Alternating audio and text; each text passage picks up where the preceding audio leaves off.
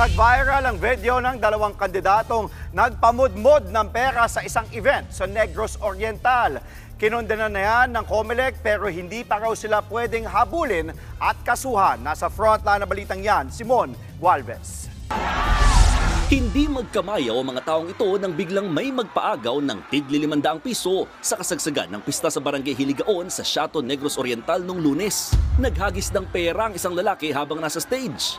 Kaya ang iba, umakyat din sa entablado para makakuha ng kwarta. Sabi ng nagpost ng video, dalawang politikong kumakandidato sa lokal na posisyon sa eleksyon ang nagpamudmud ng pera. Tanong tuloy ng uploader, hindi ba yan vote buying?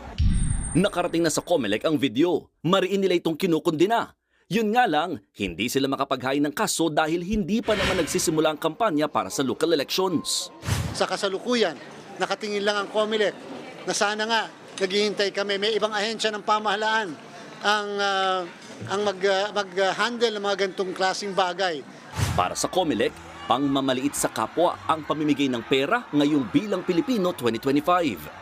Bagamat nauna nang sinabi ng COMELEC na walang premature campaigning sa isang automated elections, hinihikayat pa rin nila ang sino mang nais magreklamo oras may makitang tila gumagawa nito.